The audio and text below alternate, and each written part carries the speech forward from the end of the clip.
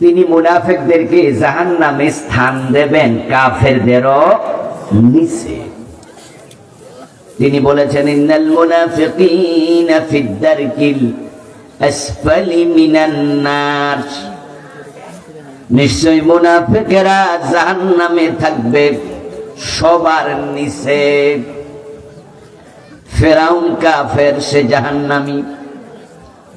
নমরুদ কাফের, সেও জাহান্নামী। আবু জেহেল কাফের, সেও জাহান্নামী।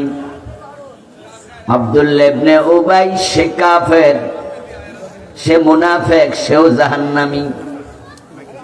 কিন্তু আব্দুল্লাহ ইবনে উবাই এবং তার সমগোত্রীয় যারা আছে মুনাফিক, তারা ফেরাউন, নমরুদ, আবু জেহেলেরও নিচে থাকবে। মুনাফিক জাহান্নামে সবার নিচে কেন থাকবে? এর কারণ কোরআনে অন্য আয়াতে পাওয়া যায়, ইন্নাল্লাহা জামিউল মুনাফিকিনা ওয়াল কাফিরিনা ফি জাহান্নামা জামিআ। আল্লাহ বলেন আমি কাফেরকেও জাহান্নামে রাখবো, মুনাফিকরেও রাখবো। তবে শুরুটা হবে মুনাফিক দিয়ে। ইন্নাল্লাহা জামিউল মুনাফিকিনা ওয়াল কাফিরিন, শুরু কি? মুনাফিক। আরেক আয়াতে আল্লাহ বলেন ওয়াদাল্লাহুল মুনাফিকিনা ওয়াল মুনাফিকাতি ওয়াল কুফারা নারা জাহান্নাম। আল্লাহ ওয়াদা করছেন, সিদ্ধান্ত নিয়েছেন তিনি জাহান্নামে দেবেন আল মুনাফিকিন, মুনাফিক পুরুষ, ওয়াল মুনাফিকাত, মুনাফিক নারী, ওয়াল কুফার, এবং কাফের। তাহলে এখানেও মুনাফিক দিয়ে শুরু। কোন গর্তে যদি প্রথমে একটা ইট ফেলেন, পরে আরো ফেলেন, সবার নিচে তো সেটাই থাকবে যেটা দিয়া শুরু করছে, ঠিক না? একটা বোতলে যদি মার্বেল ফেলেন, ওই মার্বেল নিচে থাকবে সেটা প্রথমে ফেলেছেন যেটা। মুনাফিক সবার নিচে থাকার কারণ আল্লাহ মুনাফিক দিয়ে জাহান্নাম উদ্বোধন করবেন। এবার শুনুন তো, মূল পয়েন্টে আসি। হিন্দু, বৌদ্ধ, ইহুদি, খ্রিস্টান, তাদের মাঝে একজন মুনাফিকও নাই। যত মুনাফিক সব আছে মুসলমানের ভিতরে। মুখে কালেমা পড়ে আর চান্স পাইলে কালামাওয়ালাদেরকে ফাঁসিতে ঝুলাইয়া দেয়। এই যে হাসানুল্লাহ কিনু, রাশেদ খান মেনন, শাহরিয়ার কবির, নাম শুনছেন নি? যারে মুরগি কবির কইলে বেশি চিনে পাবলিক। অবাক হবেন আপনি, হাসানুল্লাহ কিনু হজ করেছে, রাশেদ খান মেননও সরকারি টাকায় 2-3 বছর আগে হজ করছে। তাদের নাম কেন বললাম? কিছু নাম আছে যেগুলো গীবত হয় না। যেমন ফেরাউনের আলোচনা কোরআনে আছে, আমরা মাহফিলে ফেরাউনের কথা বলি, তাই বলে গীবত হবে? আবু লাহাবের আলোচনা কোরআনে আছে না নাই? ওর ব্যাপারে বললে গীবত হয় না, কারণ তারা এতটাই দুশ্মনী ইসলামের সাথে করছে, তাদের নামের মাঝে, আলোচনার মাঝে অন্যদের জন্য শিক্ষণীয় আছে। এই রাশেদ খান মেনন, হাসানুল্লাহ কিনু, এই দেশে যারা লেফটিস্ট ঘোষণা দিয়ে বাম, ডান এবং বাম, যারা ডানপন্থী, তারা সবাই ইসলামকে ফলো করে, যদিও জীবনে কিছু বিচ্যুতি আছে। বলে আমি ডান, হয়তো সে কিছু মিথ্যা কথা বলে ফেলছে। ডানপন্থী মানুষ হতে পারে 2-1 জায়গায় একটু ঝামেলা করতেছে, মাঝে মাঝে চোখের খেয়ানত করে, মাঝে মাঝে ওজনে কম দেয়, মাঝে মাঝে মানুষ ঠকায়, কিন্তু মানুষটা ডানপন্থী, ইসলামকে ফলো করে। আর যারা বাম, তারা ডিরেক্টলি ইসলামের বিপরীতে চলে। তাদের গুরুকে তারা ঘোষণা দিয়ে বলে, Lenin, Karl Marx, Mao Tsetung, John Ricardo, জেরি সেফ, জেরহাম, জর্জ ওয়াশিংটন, মহাত্মা গান্ধী, এক একজনকে গুরু বানাইয়া ঠাকুর বানাইয়া তার পন্থায় চলে। George Washington, Lenin, Karl Marx, যতগুলা নাম আমি কিছুক্ষণ আগে বললাম সবগুলো অমুসলিম। বামদের গুরু হলো তারা। এই রাশেদ খান মেনন, হাসানুল হক ইনু, তারা এই দেশে সমাজতন্ত্রের প্রবক্তা। বিদেশ থেকে সাপ্লাই করতে চায়, এখানে আনতে চায়। অর্থনীতিতে ইসলামকে তারা নির্বাসনে পাঠাতে চায়। যারা ইসলামী অর্থনীতির বিপরীতে সমাজতান্ত্রিক মতবাদ অর্থনীতি প্রতিষ্ঠার সংগ্রাম করছে অবিরত, কিন্তু লোকগুলো আবার হস করে বুঝায় আমি ইসলামেও আছি। যারা আইডিওলজিক্যালি অন ইসলামে থাকে, শুধু দেখানোর জন্য কিছু ইসলাম মানে, তাদের নাম নিলে কোনো অসুবিধা নাই, কারণ তারা জাতিকেই বিভ্রান্ত করতে চায়। হাজার হাজার যুবককে তারা একমিনিজমের প্রতি ঝুঁকাই ফেলছে, সমাজতন্ত্রের প্রতি ঝুঁকাইছে।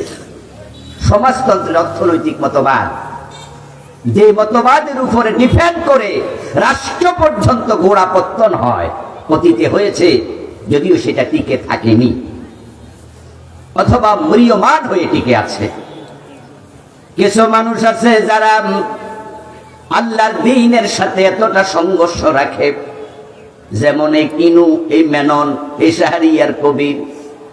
ওরা 24 ঘন্টা যদি সজাগ থাকে কোনোদিন, আর তাকে 24 ঘন্টা বক্তৃতা দেওয়ার সুযোগ দিত, 24টা ঘন্টায় ইসলামের বিরুদ্ধেই বলতো। ইসলামকে কোন প্রাণীর আকৃতি দিয়ে যদি আনা হয়, আর এই লোকগুলোর হাতে ইসলামকে প্রাণীর আকৃতি দিয়ে দেয়া হয়, তারা সেটাকে জবাই করে দিত। এতটা ইসলামের চরম দুশ্মন।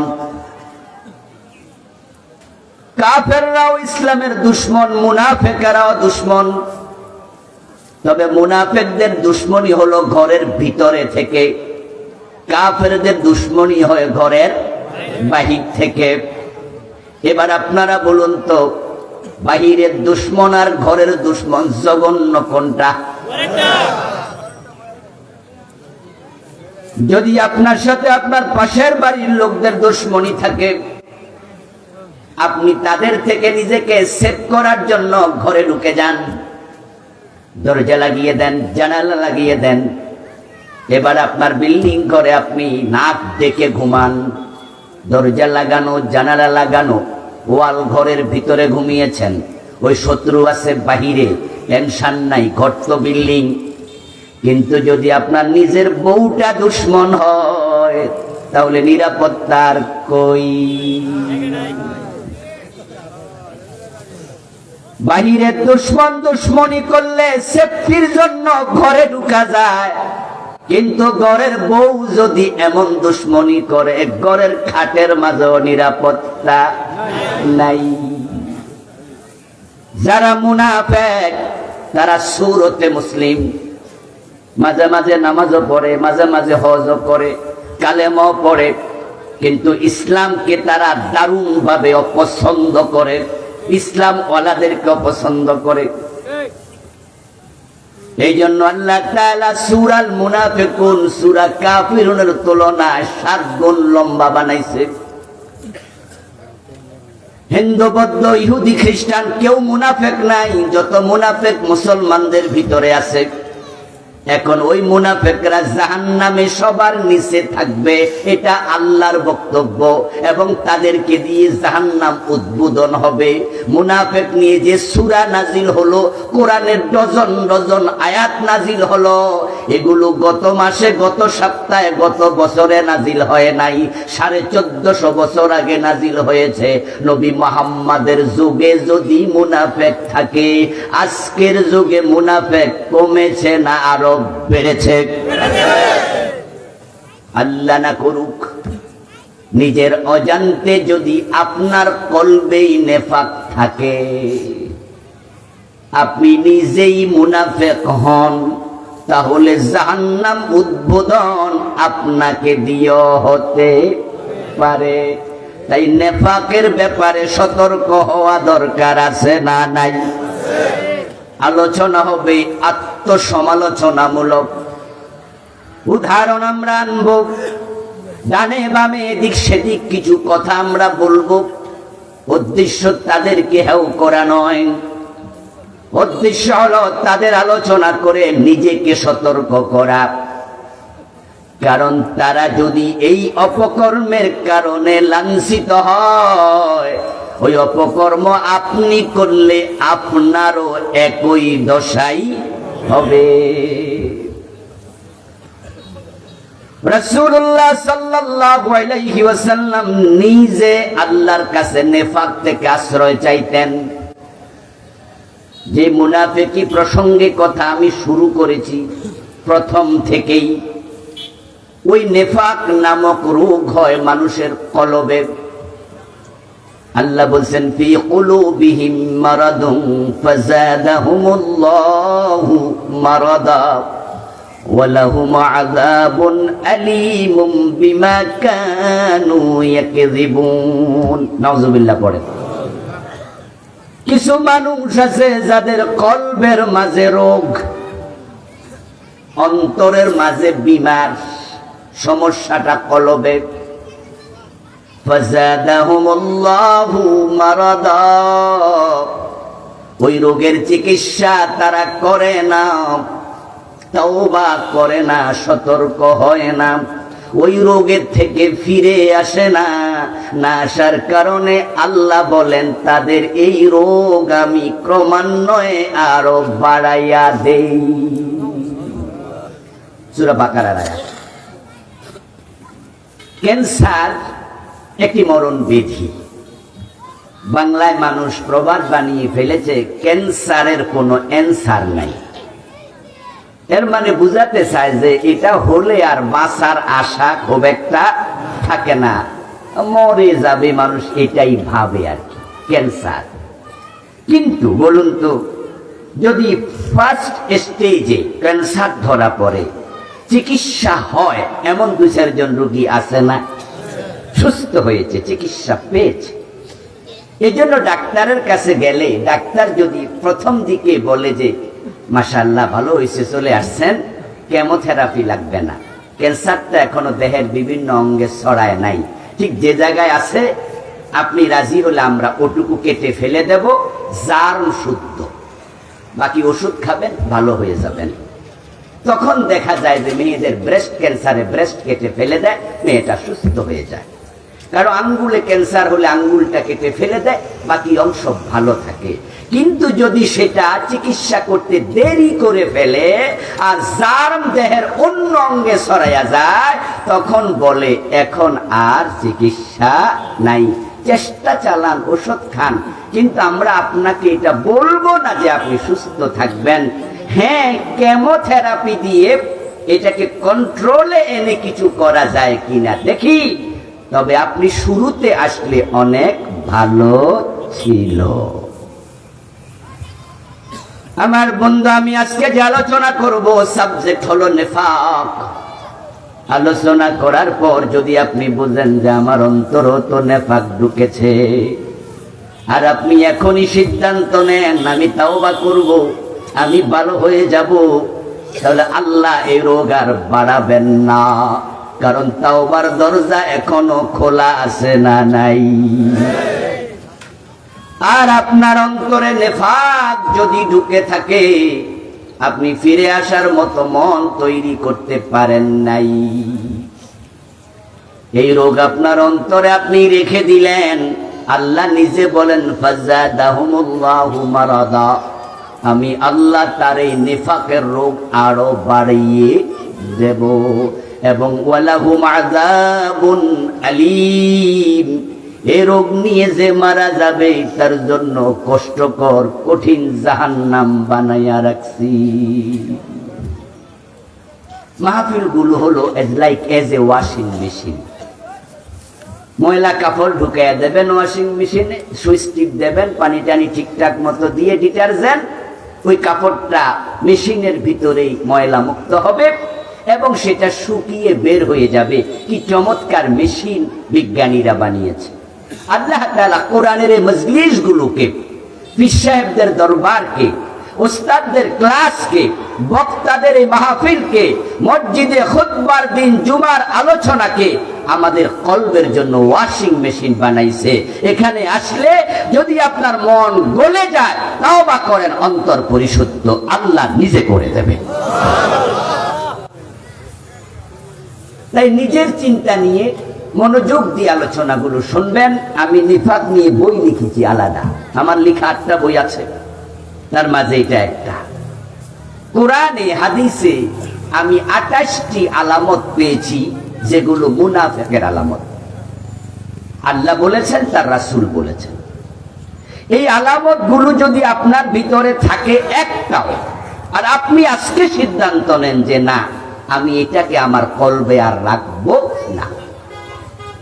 ডাক্তার যেমন ক্যান্সারের জীবাণু সহ অঙ্গটা কেটে ফেলে দেয়, বাকি দেহটা নিরাপদ হয়ে যায়, আপনি আপনার কলব থেকে ওই নেফাকটা আজকে সরাইয়া দেবেন, আল্লাহ আপনার ঈমানকে নিরাপদ করবে। আর যদি না হয় এমনটি, তাহলে আপনি ঝুঁকিতেই থাকবেন। মুনাফিক নিয়ে আলোচনা আমি বানাইয়া করতেছি নাকি কোরআনে আছে? তাহলে বোঝা গেল মুনাফিক নামে একটা সম্প্রদায় আছে। পৃথিবীর মানুষগুলো মূলত 4 ভাগে বিভক্ত। আজকের পৃথিবীতে মানুষের সংখ্যা প্রায় 800 কোটি। এই 4 ভাগের মাঝে 3 ভাগ নিরেট জাহান্নামী, 1 ভাগ মানুষ শুধু জান্নাতি। প্রথম ভাগ কাফের এবং মুশরিক, তারা একই। যারা কাফের তারাই মুশরিক, যারা মুশরিক তারাই কাফের। কাফের মানে আল্লাহকে অস্বীকারী নয়, কাফের মানে আল্লাহর একত্ববাদ অস্বীকারী। আর যে বহুত্ববাদে বিশ্বাস করে তাকেই মুশরিক বলে। তাই যিনি কাফের হয় তিনি মুশরিক হন। আল্লাহকে যে অস্বীকার করে সে কে? তাকে আরবিতে বলে মুলহিদ, ইংরেজিতে আমরা বলি অ্যাথেইস্ট। যারা আল্লাহর অস্তিত্বটাই স্বীকার করে না, যাদেরকে বাংলায় আমরা নাস্তিক বলি, যেমন তসলিমা নাসরিন, নাম শুনেছেন? ও কিন্তু কাফের মুশরিক না। কারণ যারা মুশরিক তারা আল্লাহকে মানে, আল্লাহর অস্তিত্ব স্বীকার করার পরে আল্লাহর সাথে অন্যকে শামিল করে। যারা মুশরিক হয়, কাফির হয়, তারা জান্নাত জাহান্নাম পর্যন্ত মানে। যেমন আমাদের দেশের হিন্দু ভদ্রলোক, তারা স্বর্গ এবং নরকে বিশ্বাস। এই জন্য মরা বাবার ছবির মাঝে সুন্দর করে নাম লিখে স্বর্গীয় সত্যেন্দ্র নারায়ণ দাস, দেখেন নাই? স্বর্গীয় মানে কি? সে অলরেডি স্বর্গে চলে গেছে। আর তাসলিমা নাসরিন বলে স্বর্গ বলতে কিছুই নাই। নাউজুবিল্লাহ পড়বেন না? নরক বলতে কিছু নাই, বলে মানুষ মরে যাবে, এখানে সব শেষ। আখেরাত বলতে কিছু নাই। নাস্তিকেরা আল্লাহকে মানে না, তারা আখেরাতটাও বিশ্বাস করে না। ওরা হলো মুলহিদ। যারা কাফির, যারা মুশরিক তারা জাহান্নামী, যারা নাস্তিক তারা জাহান্নামী, যারা মুনাফিক তারা জাহান্নামী। এই 3 দল সবগুলো খালিদিনা ফিহা, চিরকাল জাহান্নামে থাকবে। রইল আর এক দল, তারাই শুধু জান্নাতি, তারা হলো আল্লাহর মুমিন বান্দা। মান ক্বালা লা ইলাহা ইল্লাল্লাহ সুম্মা মাতা আলাইহি দাখালাল জান্নাহ। যারা কালেমা নিয়ে মরবে, মরতে দেরি, জান্নাতে যেতে দেরি হবে না। এখন এই কালেমাওয়ালাদের মাঝে কিছু লোক আছে, কালেমা পড়ার পরেও অন্তরের রোগে রোগান্বিত, তারা হয়ে যায় মুনাফিক। এই নেফাক থেকে রাসূল আল্লাহর কাছে কেন ফানা চাইতেন? কারণ অন্তর মানুষের অধীনে থাকে না, অন্তর থাকে সরাসরি আল্লাহর নিয়ন্ত্রণে। তাই কার অন্তরে কখন নেফাক ঢুকে যায় বলা যায় না। বাংলা একটি প্রবাদ আছে, আকাশের রং মানুষের মন, ক্ষণে ক্ষণে হয় পরিবর্তন। এই মুহূর্তে যাকে আপনি দারুণ ভালোবাসেন, তার এমন কোন আচরণ যেটা কিছুক্ষণ পরে আপনাকে 100% উল্টাইয়াও দিতে পারে। যে আমার ঘনিষ্ঠ বন্ধু ছিল, বলুন তো ঘনিষ্ঠ আপনার বন্ধু যদি আপনার বউ লইয়া পালাইয়া যায়, সে বন্ধু না শত্রু? বউ লইয়া পালানোর আগে সে দোস্ত, যখন পালাইছে এবার কোন পাইলে মাইরালাম। ও দোস্ত, মানুষের মন চেঞ্জ হয় কারণে কারণে কারণে কারণে, যেই কোনো মুহূর্তে চেঞ্জ হতে পারে। যাকে বিশ্বাস করতেন চরম, যদি বিশ্বাসঘাতকতা করে তাকে 1 মিনিট পরে আর বিশ্বাসের লেশ মাত্র করবেন না। অন্তর চেঞ্জ হয়ে যায় মুহূর্তে, আল্লাহর হাতে এটার নিয়ন্ত্রণ। তাই নবী মুহাম্মদ বলতেন, আল্লাহ আমার অন্তরকে সব সময় নেফাক থেকে তুমি পবিত্র রাখিও। এটা একটি রোগের নাম, হঠাৎ করে ঢুকে যায়। কখন কার অন্তরে ঢুকে বুঝাই কঠিন। রাসূলুল্লাহর একজন সাহাবী ছিলেন, নাম হুযায়ফা, যাকে বলা হতো সাহিবু সিররিন নবী, রাসূলুল্লাহর গুপ্ত ধনের ভান্ডার। মদিনায় যত মুনাফিক ছিল, প্রিয় নবীজি সাল্লাল্লাহু আলাইহি ওয়াসাল্লাম তাদের নাম হুযায়ফার কাছে গনে গনে বলে গেছেন। আবু বকর ওমরের কাছেও বলেন নাই। একদিন হযরত ওমর হুযায়ফাকে জিজ্ঞাসা করছে, হুযায়ফা, মুনাফিকদের যে তালিকা প্রিয় নবীজি আপনার কাছে প্রকাশ করেছে, সেখানে কি আমি ওমরের নাম আছে?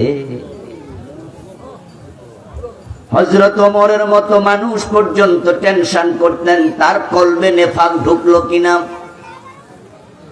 একদিন হযরত হানজালা রাদিয়াল্লাহু তাআলা আনহু রাস্তা দিয়ে হেঁটে যাচ্ছেন, আবু বকর পাশে বসা, তাকিয়ে দেখেন হানজালার চোখের পানি দাঁড়িয়ে বেয়ে বেয়ে জমিন ভিজছে, হাঁটতেছে আর কাঁদতেছে। হযরত হানজালা ওই সাহাবী, যে সাহাবীকে গাসিলুল মালাইকা বলা হয়, যুদ্ধের মাঠে যিনি শহীদ হওয়ার পরে ফেরেশতা গোসল দিছে, অনেক বড় সাহাবী। ওই হানজালা হাঁটতেছে রাস্তায়, চোখের পানি দেখে আবু বকর ডাকলেন, ভাইজান কাঁদেন কেন? হানজালা জবাব দেয়, আবু বকর কেন কাঁদবো না, আমি তো মুনাফিক হয়ে গেছি। এই কথা শুনে আবু বকর সিদ্দিক বলে, ভাই কেমনে মুনাফিক হইলেন বুঝলাম না। বলে, রাসূলের কাছে যখন থাকি ইমানের কুওয়াত, স্ট্রেংথ অনেক বেশি থাকে। ইসলাম, ইমান, জান্নাত, জাহান্নাম ইসলামই আমার আলোচ্য বিষয় হয়। দুনিয়াদারি মনে ঢোকেই না, কিন্তু বাড়িতে আসলে বউয়ের ভালোবাসা, সন্তানের ভালোবাসা, ব্যবসা বাণিজ্য, চাকরি বাকরি দেখি অন্তরে উকি দেয়। তখন ইমানের কুওয়াত রাসূলের দরবারে যা ছিল তা পাই না, অনেকটাই হীন হয়ে যায়, দুর্বল হয়ে যায়। এটা তো মুনাফিকি আমি বুঝেছি, তাই চোখের পানি আসছে। উপায় নাই, যদি আল্লাহ জাহান্নাম আমার দিয়ে উদ্বোধন করে। আবু বকর বললেন, ভাই তাহলে আমারও সাথে নেন, চলেন রাসূলুল্লাহর কাছে গিয়ে এই রোগের সমাধান চাই, চিকিৎসা কি জানি। কারণ আপনার মতো আমার অন্তরও একই হালাত তৈরি হয়। দুইজন মিলে রাসূলের কাছে গেলেন। নবীজি মুহাম্মদ সাল্লাল্লাহু আলাইহি ওয়াসাল্লাম শুনলেন, শুনে দুজনকে সান্ত্বনা দিয়ে বললেন, এটা নেফাক নয়, নেফাক আরেক জিনিস। আমার কাছে থাকলে তোমাদের অন্তরে ইমানের যে কুওয়াত থাকে, শক্তি থাকে, যদি আমার থেকে পৃথক হওয়ার পরে সেটাই থাকতো, তাহলে রাস্তাঘাটে যেখানে থাকতে ফেরেশতা, সেখানে তোমাদের সাথে মুসাফা করত।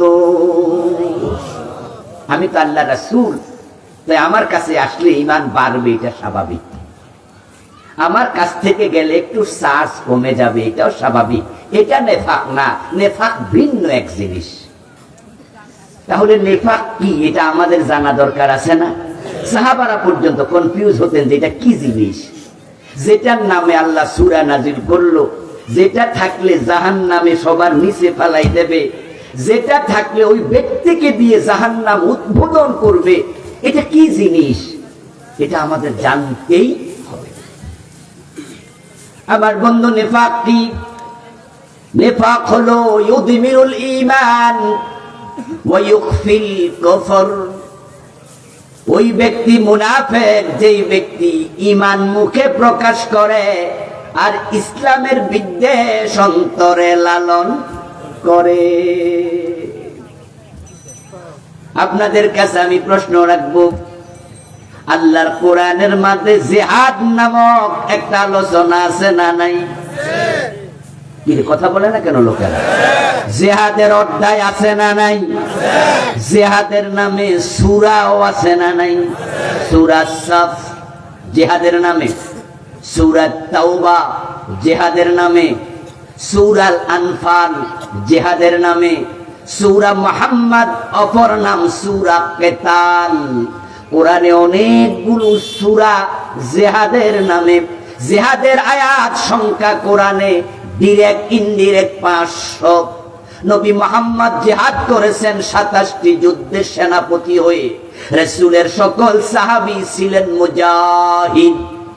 এবার বলুন তো, ইসলামের এই জিহাদকে জঙ্গিবাদ মনে করে এমন লোক বাংলাদেশেও আছে না নাই? মুখে বলে মুসলিম, কিন্তু জিহাদের কথা শুনলে কয় না, এটা বালা না।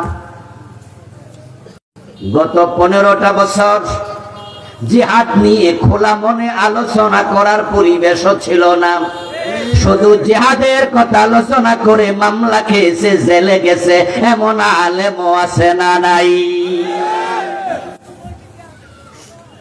মুখে বলে মুসলিম, কিন্তু অন্তরে ইসলামের বিদ্বেষ লালন করে, তারা মুনাফিক।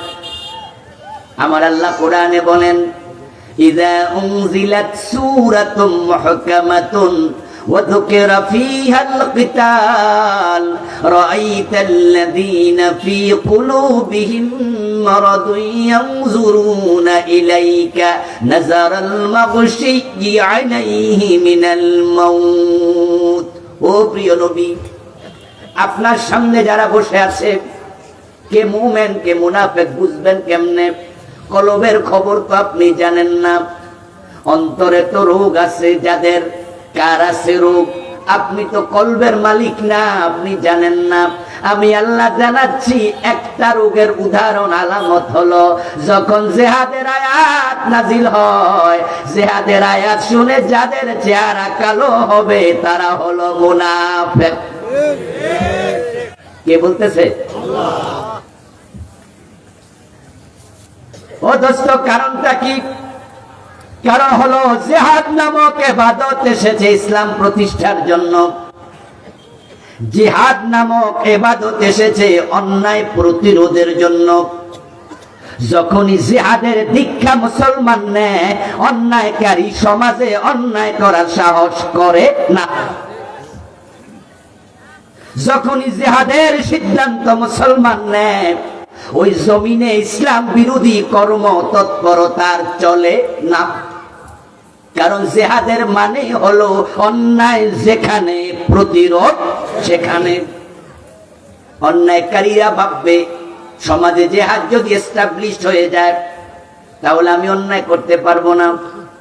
চাঁদাবাজি করতে গেলে 10 জন মিলে প্রতিরোধ করবে।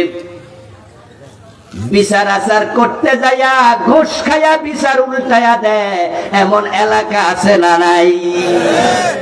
যদি জিহাদ মানুষ শিখে, তাহলে যে অঞ্চলে টাকার বিনিময়ে বিচার উল্টায়, ওই এলাকার নেতারা এই সাহস আর করবে না। তাই জিহাদের কথা শুনলে অন্যায়কারীরা এই জিহাদের ভিতরে অন্য কিছু খোঁজে। বাংলাদেশে 15টা বছর জিহাদকে জঙ্গিবাদ বানানোর রাষ্ট্রীয় প্রচেষ্টা হয়েছে। জঙ্গিবাদের শত শত নাটক সাজানো হয়েছে।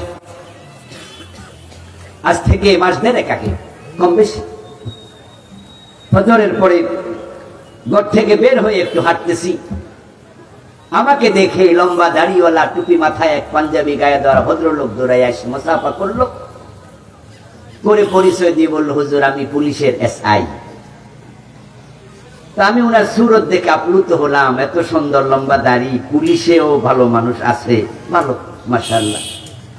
আপনি পুলিশের কোন থানায় চাকরি করেন? বলে, না হুজুর থানায় না, আমি কাউন্টার টেরোরিজমে আছি। বাসা কোনটা? বলে ওই বাসা। বললাম আচ্ছা মাশাআল্লাহ, কাউন্টার টেরোরিজম এটা তো একটা ভয়ের জায়গার নাম। আমরা তো আগে এটার নাম শুনলে ঠান্ডা পানি খেতাম, কারণ কাউন্টার টেরোরিজমের লোকেরাই তো ক্রস ফায়ারের দায়িত্ব পালন করত, জঙ্গি ধরার দায়িত্ব পালন করত। আমি এই ভাইয়ের হাতটা চাইপা ধইরা রাস্তায় হাঁটতে শুরু করলাম। বললাম যে ভাইজান যাক, আপনারে পাইছি, ভালো হয়েছে। আচ্ছা আপনাদের মূল কাজটা কি একটু বলেন তো, কত বছর ধরে আছেন? কোন 5-6 বছর। মাশাআল্লাহ, কাজ কি? মূল কাজ ছিল আগে ভালো মানুষের জঙ্গি বানানো। আমি বললাম লা হাওলা ওয়ালা কুওয়াতা ইল্লা বিল্লাহ, ইন্না লিল্লাহ। কি কর? কজি হুজুর আমাদেরকে দিয়ে এটাই করানো হয়েছে। বলল আপনারা যে পত্র পত্রিকায় টেলিভিশনে দেখছেন অমুক বাড়িতে জঙ্গি ধরা পড়ছে, তমুক বাড়িতে, বললো এগুলো আমরা সাজাইতাম, ওই বাড়ি আমরা ভাড়া নিতাম। ভাড়া নেয়ার পরে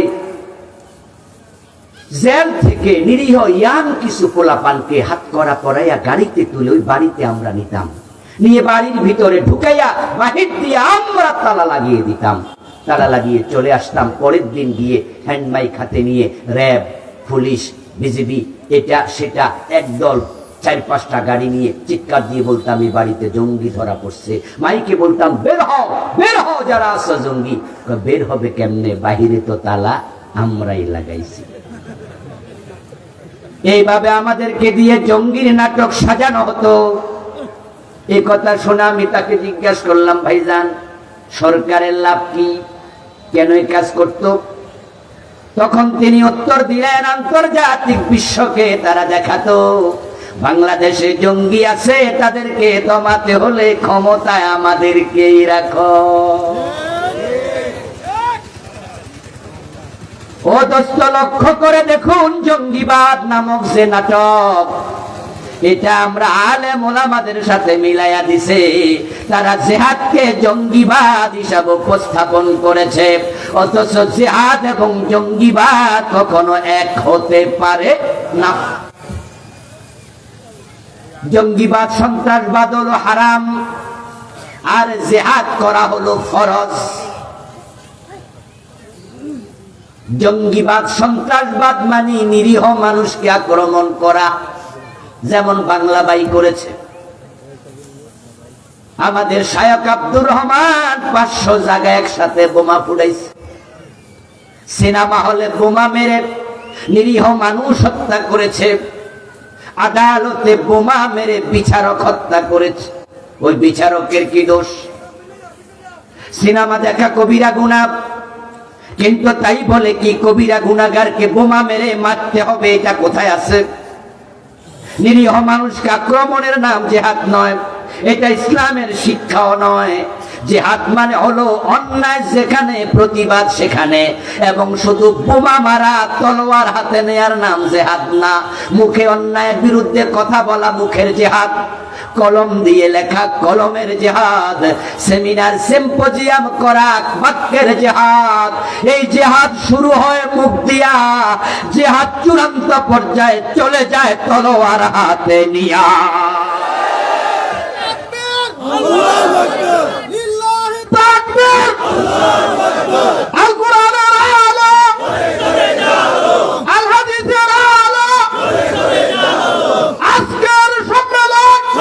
আমার প্রিয় ভাইয়েরা, রাসূলুল্লাহ সাল্লাল্লাহু আলাইহি ওয়াসাল্লাম 27টি যুদ্ধে সেনাপতি ছিলেন।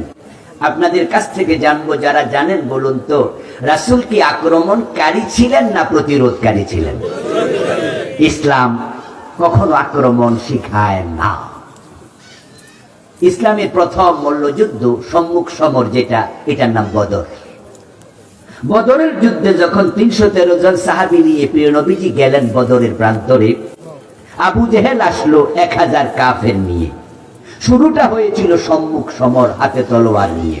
হযরত হামজা, হযরত আলী আরেকজন সাহাবীকে রাসূল সামনে দাঁড় করালেন। কাফেরদের মাঝে তিনজন এসে সামনে দাঁড়ালো। শুরু হয়ে যাবে তলোয়ার দিয়ে যুদ্ধ। আজকের যুদ্ধ তো আকাশ থেকে বোমা পড়ে অথবা পিস্তল দিয়ে গুলি করে। তখনকার যুদ্ধ ছিল ডিরেক্টলি তলোয়ার থেকে তলোয়ারে। তিন সাহাবী দাঁড়ালেন। রাসূলুল্লাহ তিনজনকে লক্ষ্য করে বললেন যে আলী, হামজা, তোমরা প্রথমে আক্রমণ করবে না। ইসলাম কখনো আক্রমণ শিখায় না। ওরা যদি শুরু করে তোমরা প্রতিরোধ করবে। শুরুটা কাফেররা করেছে। বদরের প্রান্তরটা মদিনা থেকে 170 কিলোমিটার দূরে। আমি দুবার সেখানে গিয়েছি এবং আমি ড্রাইভারকে মদিনা থেকে বের হতে বলছি যে মাইলেজটা শুরু করে দাও, দেখবো কত কিলো। বাংলাদেশের বইতে তো লেখা আছে 70 মাইল, 170 কিলো। ওই বদরের প্রান্তর থেকে মক্কার দূরত্ব হলো 350 কিলোর বেশি। তো রাসূল গেলেন 170 কিলো, তারা আসলো 350 কিলোর বেশি। আক্রমণকারী কারা হলো? রাসূল হলো না আবু জেহেল হলো? ইসলামের প্রায় প্রতিটা যুদ্ধই ছিল প্রতিরোধমূলক, আক্রমণমূলক না। ইসলাম কেমনে জঙ্গিবাদ শেখায়? জিহাদকে কিভাবে জঙ্গিবাদ বলা হয়? জিহাদ তো হলো অন্যায়ের প্রতিরোধ। রাসূল 13টা বছর মক্কায় মাইর খাইলেন, সেখানে আল্লাহ জিহাদের অনুমতি দেয় নাই। হিজরত করে মদিনায় আসলেন। তারপরে যদি আবু জেহেলরা ওই মদিনা আক্রমণের জন্য 1000 সৈন্য নিয়ে যায়, এখন কি বসে বসে আঙ্গুল চুষলে চলবে? আপনার বাড়িতে ডাকাত ঢুকলে প্রতিরোধ দরকার আছে না নাই? এখন আপনি প্রতিরোধ করলে যদি ওরা আপনারে বলে আপনি জঙ্গি, এর চেয়ে জুলুম আর কি হতে? জিহাদের কথা শুনলে ভালো লাগে না। এমন লোক যদি আজকের মাহফিলও থাকেন, তাহলে আপনার কলবের মাঝে একটা মুনাফিকি আছে, সাবধান। রাসূলুল্লাহ বলছেন, মাল্লাম ইয়াগুযু ওয়ালাম ইউহাদ্দিস বিহি নাফসাহু ফামাতা আলা শুবাতিন মিনান নিফাক। যে ব্যক্তি ইসলামের জন্য জিহাদ করে নাই এবং জিহাদ করার মতো অন্তরে পরিকল্পনাও নাই, সে মুনাফিকের উপরে মৃত্যুবরণ করবে। রাসূলুল্লাহর একজন সাহাবী খুঁজে পাবেন না যিনি জিহাদ করেন নাই। একজন ছিলেন অন্ধ, নাম ছিল আব্দুল্লাহ ইবনে উম্মে মাকতুম রাদিয়াল্লাহু তাআলা আনহু। উনার জীবনী পড়ে দেখবেন, উনিও গাজওয়ায়ে কাদেসিয়াতে ওমর ফারুকের যুগে যুদ্ধের মাঠে শাহাদাত বরণ করেছেন। ওই অন্ধ সাহাবী পর্যন্ত যুদ্ধের মাঠে গেছে। আর আপনি সুস্থ মানুষ, জিহাদের কথা শুনলে আপনার কাছেও কেমন কেমন লাগে। মুসলমানরা যখন থেকে জিহাদ ভুলে গেছে, তখন থেকে বিশ্বব্যাপী মাইর খাওয়া শুরু হয়েছে। এক সময় মুসলমানের এক হাতে ছিল কোরআন আর এক হাতে ছিল তলোয়ার। অন্যায় দেখলে কোথাও মাথা নত করে নাই। স্পেনে রাজা রডারিক মুসলমানদের উপর জুলুম করছে। ইমানদার মুসলিম মেয়েকে খ্রিস্টান সৈন্য রডারিকের লোকেরা দর্শন করেছে। তিনি চিঠি লিখেছিলেন আরবের প্রেসিডেন্টের কাছে যে আমি মুসলিম বোন আমাকে দর্শন করেছে খ্রিস্টান সৈন্য, অপরাধ শুধু আমার ঈমান, তোমরা কি সাহায্য করবে না? তারিক বিন জিয়াদ রাদিয়াল্লাহু তাআলা আনহুর নেতৃত্বে 7000 সৈন্য রাজা পাঠিয়ে দিলেন স্পেনে। মুসলমানরা সেখানে গেল, রডারিককে সেখানে প্রতিরোধ করলো। সে পালিয়ে গিয়েছিল, আল্লাহ পুরা স্পেন মুসলমানের হাতে তুলে দিয়েছিল। প্রিয় ভাইয়েরা, আজকে মায়ানমারে মুসলমান মেরে ফেলতেছে। কত লাখ মুসলমান পালিয়ে বাংলাদেশে চলে আসলো। তাম পৃথিবীতে মুসলিম রাষ্ট্রের সংখ্যা 57টা ওআইসির সদস্য। তাকিয়ে আছে সবাই, প্রতিরোধ কেউ করে না। যদি স্পেনের মুসলমানকে হেল্প করার জন্য তারিক বিন জিয়াদ চলে যেতে পারেন ডিঙ্গি নৌকা দিয়ে, কোথায় আরব, কোথায় স্পেন? যাওয়ার জন্য কোন প্রাইভেট কার, বাস, হেলিকপ্টার কিচ্ছু ছিল না। আজকের মতো যন্ত্র চালিত নৌকা ছিল না। যদি বোট দিয়া ডিঙ্গি নৌকা স্পেন চলে যেতে পারে, পরমাণু অস্ত্রধর পাকিস্তান কোন দিকে তাকিয়ে আছে? ফিলিস্তিনের গাজা উপত্যকায় গত 5 থেকে 7 মাসে লাখ লাখ মুসলমানের রক্তে রঞ্জিত করে মহা শ্মশান গাজাকে বানিয়ে ফেলেছে। পৃথিবীর 200 কোটি মুসলমান তাকিয়ে আছে। সৌদির মতো টাকাওয়ালা দেশ আছে, পাকিস্তানের মতো পরমাণু অস্ত্রওয়ালা দেশ আছে, তুরস্কের মতো আধুনিক অস্ত্রে সজ্জিত প্রশিক্ষিত সেনাবাহিনী আছে। মুসলমান থাকতে অন্য মুসলমান মাইর খাবে, কারণ তারা জিহাদ ভুলে গেছে। জিহাদ ভুলে গেছে। আমার বন্ধু, জিহাদ যখন ভুলে যাবেন, নেফাক তখন অন্তরে ঢুকবে। ঈসা আলাইহিস সালাম কিয়ামতের আগে আসমান থেকে জমিনে নেমে আসবেন। ঈসা চতুর্থ আকাশে আছেন। রাসূল বলেছেন, যখন দাজ্জাল এসে পৃথিবীকে আবার অশান্ত করে ফেলবে, পুকুরের ছয় লাভ করবে, তখন দাজ্জালকে প্রতিরোধ করার জন্য ইমাম মাহদীর আত্মপ্রকাশ ঘটবে। ইমাম মাহদী নিজের সৈন্য লোক লইয়া তিনি দামেস্কের মসজিদে অপেক্ষা করবে। আসমান থেকে ফেরেশতার কাঁধে ভর করে ঈসা নবী দামেস্কের মসজিদে নামবেন। নামার পরে তারা সবাই মিলে দাজ্জালের বিরুদ্ধে যুদ্ধের ঘোষণা দেবেন। এখন ঈসা আলাইহিস সালাম একা নামবেন, সাথে কোনো সৈন্য নাই। আগ থেকে কিছু মুজাহিদ প্রস্তুত থাকবে, তারা ঈসার বাহিনীতে যোগ দেবে। যাদের অন্তরে জিহাদের চিন্তা নাই, তারা ঈসা নবীর বাহিনীর সদস্য হতে পারবেন না। এজন্য মুসলমানরা অন্যায় বিরুদ্ধে প্রতিরোধের চিন্তা অলওয়েজ ফিল করে। ওয়াইযা কিলা লাহুম তাআলাউ ইলা মা আনজালাল্লাহু ওয়া ইলার রাসূল রাআইতাল মুনাফিকিনা ইয়াসুদ্দুনা আনকা সুদুদা। আল্লাহর আয়াত বলতেছেন, তুমি মুনাফিক কিনা শোনো, যখন তোমাকে বলা হবে কোরআনের দিকে আসো, হাদিসের দিকে আসো, লিয়াহকুমা বাইনাহুম, কোরআন হাদিস দিয়ে আমরা সমাজ চালাতে চাই, রাষ্ট্র চালাতে চাই, আদালত চালাতে চাই, supreme court, high court, Ganabhaban, Bangabhaban Quran দিয়ে চলবে। নবী মুহাম্মদ 10 বছর মদিনা কোরআন দিয়ে চালাইছে। ফারুক আজম ওমর 10 বছর অর্ধ পৃথিবী কোরআন দিয়ে চালাইছে। কোরআন শাসন করতে এসেছে, শাসিত হতে আসে নাই।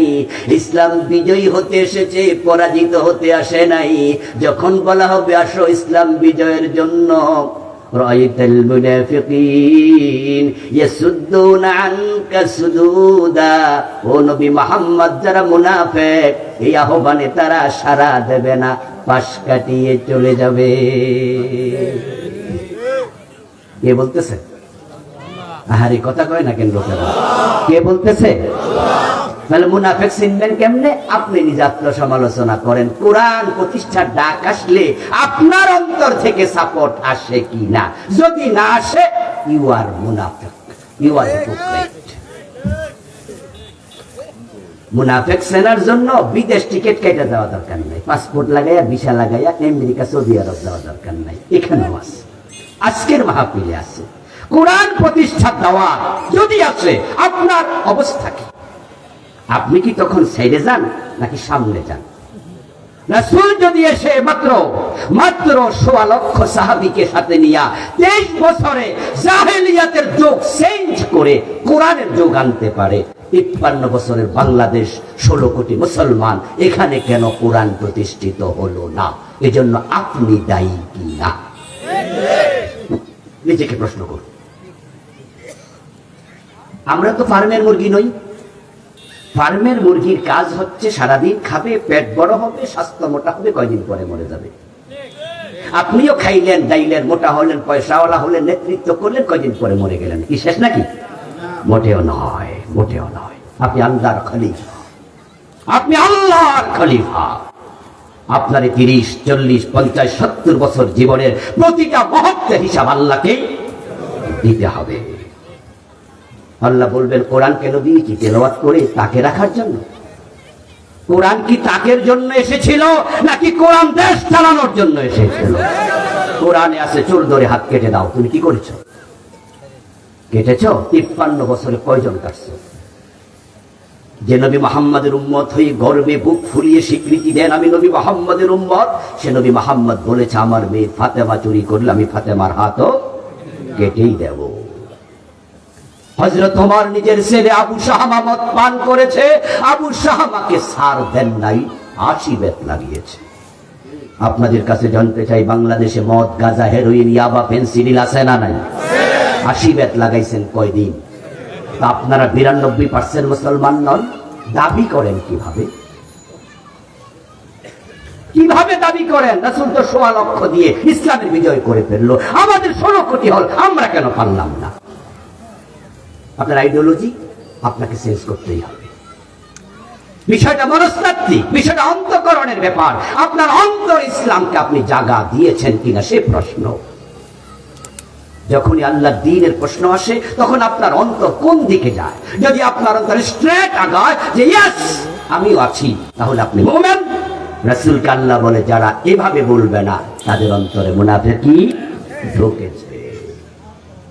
বাংলাদেশটা আলহামদুলিল্লাহ, এটা যদিও ইন্ডিয়ার চারপাশ দিয়ে তারা আমাদের ঘিরে রেখেছে, অবস্থানগত ভাবে আমরা কিছুটা নাজুক, কিন্তু একটা বিষয় আমার কাছে যেটা অনুমিত হয় সেটা হচ্ছে যে আল্লাহর স্পেশাল রহমত এ দেশের প্রতি আছে। 5ই অগাস্টের বিপ্লব তার একটা প্রমাণ। কারণ আমরা তো হতাশ হয়ে গিয়েছিলাম, ঠিক না? বাংলাদেশে যারা একটু চিন্তুক মানুষ আছে, একটু ভাবুক মানুষ আছে, তারা অনেকে হতাশ হয়েছে, আমি হয়েছি। আরে আর কি জানি হয়। এবং যারা 15 বছর দেশ চালিয়েছে তারাও এতটা কনফিডেন্ট, তাদের বেড়ে গিয়েছিল কনফিডেন্ট লেভেল, যে ওরা বলেছে 15 বছর না, 2041 আরো 15, এখন তো 24 চলে। তারাও এতটা আত্মনির্ভরশীল, আত্মবিশ্বাসী হয়ে উঠেছিল। এবং তাদের তো সেকেন্ড নেতা বলছে কিসের আন্দোলন, এবছর না ও বছর মানুষ বাঁচে কয় বছর, 2041 ভীষণ ঘোষণা করেছে, করে তারা বুঝাইছে আমাদেরকে তোমরা সরাতে পারবে না। এবং ছাত্রদের আন্দোলন যখন শুরু হয় তখন তিনি বলেছিলেন যে তাদেরকে দমন করার জন্য আমাদের অমক যথেষ্ট, বলে নাই? কিসের সংস্কার, কিসের কোটা সংস্কার, রাজাকারের নাতিপুতি সর বেটা, কিসের সংস্কার? কথার মাঝে বোঝা গেছে তাদের এমন শক্তি কেউ সরাতে পারবে না।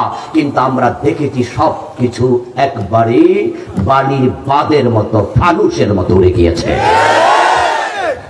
এমন ভাবে উড়ে গেল যে রান্না করা খাবার খেয়ে পালানোর সময় মিলে নাই। আরে আমরা তো দূরে কোথাও গেলে একটু 2-1 দিন প্রিপারেশনও নেই নাকি? একটু লাগেজ টাগেজ গোছাই, তারপরে একটু যাই। লাগেজ গোছাবে, কাপড় চোপড় পয়রা পর্যন্ত যাইতে পারে নাই, এমন কিছু কাপড় রাইখা গেছে পোলাপান পরে মানুষের দেখাইছে, যেগুলো নামও পাওয়া যায়। মানুষের দিঘায় বুড়া মানুষের দিয়ে আবার কি করতো, ওই কাপড় লুকানোর টাইমও পায় নাই। এটা আল্লাহর স্পেশাল করুণা, আল্লাহর স্পেশাল রহমত। বাংলা একটা প্রবাদ আছে, যার কেউ নাই তার কে আছে। ইয়েস, আমার বন্ধু আল্লাহ তাআলা আমাদের সাথে আছেন। আল্লাহ আমাদেরকে স্পেশাল করুণা দেবেন। এই জমিনটা চারিদিকে ইন্ডিয়া, এবং আমাদের জনসংখ্যা এত বেশি ছোট্ট ভূখণ্ডে, এই জনসংখ্যার কারণে ইন্ডিয়ারে যদি বাংলাদেশ মাগনা সাদেন, যাইসা বাংলাদেশটা নিয়ে যান, আমার মন বলে ইন্ডিয়া নিতে রাজি হবে না, কোনোদিন হবে না। এর কারণ আছে। আচ্ছা আপনারা বলুন তো, কোন পুরুষের যদি 10 জন বাচ্চা রাইখা বউ মরে, কোন মাইয়া বিয়ে বইতে চায় নিয়া? ওই দেখ হাসছে কাম, বেড়ার ফোলা মাইয়া 10টা, ওই ঘরে আমি যাবো, তো আমার আর বেড়া সংসার করণ লাগবো না, এদি সামলাইতে সামলাইতে আমার দিন শেষ। এখানে মানুষ আছে 18 কোটি 16 কোটি মুসলমান। 1947-এর পরে আজ পর্যন্ত কাশ্মীর নামক ছোট্ট একটা অঞ্চল, এটাকে তারা নিয়ন্ত্রণ করতে পারেনি, যেখানে মুসলমানের সংখ্যা 1 কোটিও না। শুধু অল্প কিছু মুসলমানকে কাশ্মীরকে ইন্ডিয়া নিয়ন্ত্রণ করতে পারেনি। আপনার ইতিহাস পড়ে দেখুন, কাশ্মীরে মুসলমান যত আছে জনসংখ্যা, তাদের পুলিশ, তাদের স্পেশাল ফোর্স তার কাছাকাছি, এত দিয়েও নিয়ন্ত্রণ করতে পারে না। আমরা 16 কোটি মুসলমান, তারা ভয়ে দেশ নিতে আসবে না।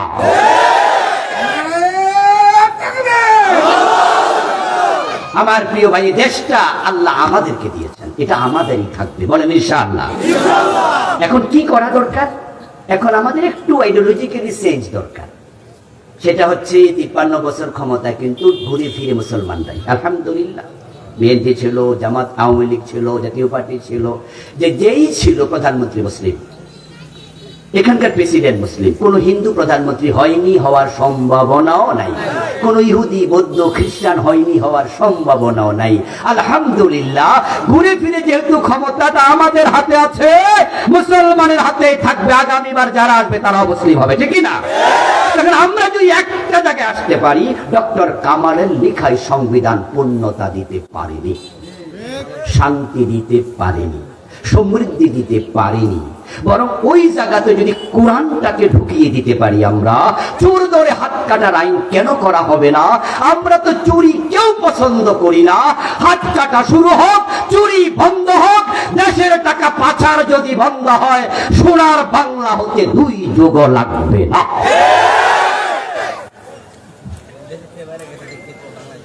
কিন্তু আমরা যে চোর ধরে জেলে যাওয়ার আইন বানাইলাম, এই আইন দিয়া তো চোর ডাকাইত হয়।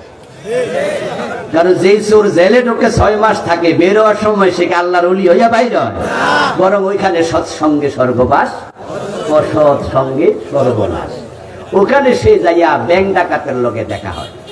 ঢুকছিল ছাগল চোর, ঢুইকা দেখে জেলে যাইয়া ডোরা কাটা, গেঞ্জি ফোরা, বড় মোসওয়ালা একটা আইয়া জিগায়, কিরে তুই নতুন আমদানি? কয় জি বস। কয় বছর জেল? কয় না না, মাত্র ঢুকছি কালকে। অপরাধ কি? কয় ছাগল চুরি করছিল। জেলখানার বদনামি কিছু কইরা দিয়ে আসলে বেটা। বস আপনি কি করছেন? কয় ব্যাংক ডাকাতি করতে গেছিলাম, ধরা খাইছি, কপাল বন্ধ, না হয় 1 রাতেই কোটিপতি। কথাও তো ঠিক। ব্যাংকের লকারের মাঝে কোটি টাকা তো কোনো ব্যাপারই না। বস কেমনে কি? কয় শিখবি। কয় মাস? কয় 6 মাস। কয় যা, তোর মতো সাগরের যেহেতু পাইছি, শিখাই দেবো। সঙ্গ দোষে লোহা বাসে, ওর সাথে থেকে কিভাবে গাড়ি ডাকাতি করতে হয়, কিভাবে ব্যাংক লুট করতে হয়, ওর থেকে তাই শিখে, ভালো কিছু শিখে না। এখন এই ছাগল চোর যখন 6 মাস পরে বের হয়, সে জেলখানার মাটি সালাম করে বের হয়। ছাগল মাগনা দিল আর নিল না। এখন সে মেন্টালি চোর না ডাকাত? কি লাভ হলো? হাত কেটে দাও, জেলে দিও না। জেলে দিয়ে লাভ হবে না, জেল ধরে রাখতে পারবে না, আবার চুরি করবে। হাত কেটে দিলে তারের মতো সোজা হয়ে যাবে। 2-4টা সাবেক এমপি যারা চুরি করেছে, ধরে হাত কেটে দাও। বাংলার টাকা কানাডায় বেগম পাড়া বানিয়েছে, ধরে এনে হাত কেটে দাও। যারা ইসলামী ব্যাংকের 80,000 কোটি টাকা 18টি আপনার ইয়ে থেকে, শাখা থেকে লুট করেছে, ধরে এনে হাত কেটে দাও। হাত কাটা শুরু হয়ে যাক। হাত কাটা চোর দেখে ভবিষ্যতের চোরেরা সাবধান হয়ে যাবে। গড়ের দরজা খুলে ঘুমানো যাবে। এই মাদকের বিরুদ্ধে আমাদের সরকার কত কারিশমা আমাদেরকে দেখাইছে। পত্রিকার হেডলাইন, সরকার মাদকের ব্যাপারে 0 টলারেন্স। আমরা তো ভাবছি মাদক মনে হয় বাংলাদেশে থাকবে না। আপনারা বলুন তো, মাদক আসেনি? আগের চেয়ে কমছে না বাড়ছে? তো 0 টলারেন্স হইয়া কি লাভ? 80 বেতের আইন চালু করে দাও। ওমরের মতো বলে দাও, আমার ছেলেকেও ছাড় দেয়া হবে না। প্রধানমন্ত্রী বলে দিক, আমার ছেলে মদ খেলে 80 বেত দাও। প্রত্যেক এমপি তার এলাকার ওসিকে বলে দিক, ধরে লকারে ঢুকাও। তারপরে হাকিম বলো 80 বেত দাও। টেলিভিশনের হেডলাইন করে দাও, ইউটিউবে, গুগলে আপলোড করে দাও, পত্রিকার হেডলাইন করো, লাইভ ব্রডকাস্ট করো, মানুষ দেখুক মদ খাইলে কেমনে 80 বেত দেয়। খেলার নাম বাবাজি। 6 মাস আইন চালাও, লোকজন তারের মতো সোজা হয়ে যাবে। মায়ের উপরে ঔষধ নাই, মায়ের পাগলা পর্যন্ত ভালো হয়ে যাবে। ইসলামের বিধানগুলো বড় চমৎকার, বড় চমৎকার। আমার বন্ধু, মুনাফিকের আরেকটা আলামত হলো, মুনাফিকেরা মুসলমানের চেয়ে হিন্দুদের সাথে বন্ধুত্ব বেশি করে। এই আলামত করার পর তো বুঝতে পারছেন বাংলাদেশে মুনাফিকেরা। আল্লাহ নিজে বলছে, ওয়াবাশশিরিল মুনাফিকিনা বিআন্না লাহুম আযাবান আলীমা আল্লাযীনা ইয়াত্তাখিযুনাল কাফিরিনা আউলিয়া মিন দুনিল মুমিনিন ও নবী মুহাম্মদ, আপনি মুনাফিকদেরকে জাহান্নামের আগুনের খবর দেন, যারা মুমিনদেরকে বাদ দিয়া কাফেরদেরকে বন্ধু বানায়। এই উঠতেছেন কেন? আজান হইছিল কি আমরা নামাজ পড়বো না? উঠে পরিবেশ নষ্ট করা যাবে না, বসেন। আমরা অল্প করের মাঝে শেষ করছি। আমার প্রিয় ভাইরা, বলছিলাম আমাদের মহব্বত কি মোমেনের সাথে হওয়ার কথা না কাফেরের সাথে? মোমেন কাকে ভালোবাসবে? আরেকজন মোমেনকে, মোমেনকে বন্ধু বানাবে, কাফেরকে নয়। কিন্তু আমরা দেখেছি যে একটি কথা বারবার, ইন্ডিয়া ইন্ডিয়া ইন্ডিয়া। ওদের সাথে বন্ধুত্ব করতে করতে এমন বন্ধুত্ব করছে ওদের কাছে নাকি বিয়েও হয়েছে। হ্যাঁ, তাদের নেতা বলে ওদের সাথে আমাদের স্বামী স্ত্রীর সম্পর্ক, বলে নাই? পররাষ্ট্রমন্ত্রী নিজে বলেছে যে ইন্ডিয়ার সাথে আমাদের স্বামী স্ত্রীর সম্পর্ক। তাহলে আমার প্রশ্ন, স্বামী কেডা বউ কেডা? স্বামী কেডা স্ত্রী কেডা? এটা তো আমরা দেখছি যে ঠিকই বউ 5ই আগস্ট স্বামীর বাড়ি ফলাই চলে গেছে, কইছে আরো বছর 2 আগে, কিন্তু বাস্তবতা দেখাইছে 5 তারিখ। ওদের নেতাই বললো স্বামী স্ত্রীর সম্পর্ক, আর 5 তারিখে ঠিকই বউ জন্মাইরা চলে গেছে। ঠিকই না? ঠিকই না? ও বেটা আমাদের কাছে এখন যৌতুক চায়।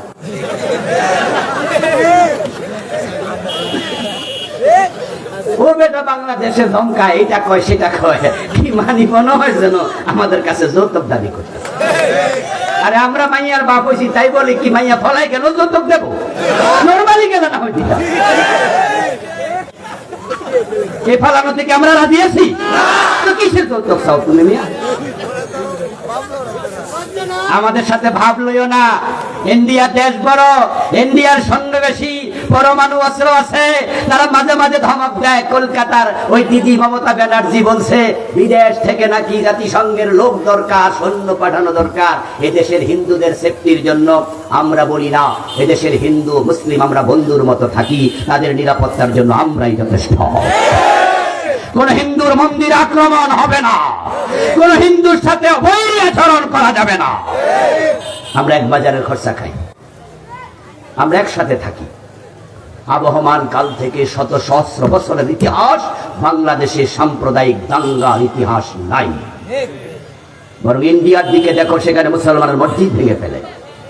তোমরা যারা আমাদেরকে সাম্প্রদায়িক বলে, দাঙ্গাবাজ বলে উস্কানি দিয়ে জাতিসংঘের সৈন্য তালাশ করছো, তোমাদের দেশে গরু জবে করার কারণে মুসলমান হত্যা করা হয়। তোমাদের মুখে সাম্প্রদায়িক সম্প্রীতির কথা মানায় না। ভয় দেখাচ্ছ কাদেরকে? আমাদেরকে। আমরা 18 কোটি মানুষ, 36 কোটি হাত। তোমাদের অনেক কিছু আছে, আমাদের ঈমান আছে। ঈমানদার আল্লাহ ছাড়া কাউকে ভয় পায় না। 5ই আগস্টে আমাদের ছাত্ররা দেখিয়ে দিয়েছে, বুকে যারা গুলি নিতে জানে তাদেরকে থামানো যায় না। আমরা পৃথিবীকে দেখিয়ে দেব, চোখ রাঙ্গাইয়া ইন্ডিয়া যদি বাংলাদেশের দিকে তাকায়, তাদের সৈন্য দেশে প্রবেশ করে, এক হাতে কোরআন আর এক হাতে শাহজালালের তলোয়ার উঠবে।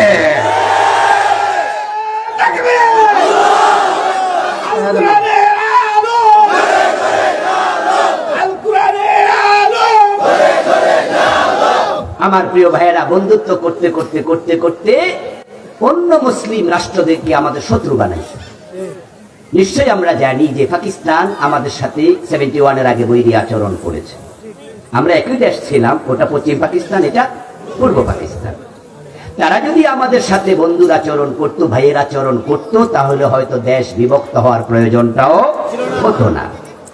তারা আমাদের উপর জুলুম করেছে, সে টিক্কা খানেরা করেছে, ইয়াহিয়া খানেরা করেছে, সে জুলফিকার আলী ভুট্টোরা করেছে। তাদেরকে আমরা বলি তারা ক্রিমিনাল, তারা জালেম।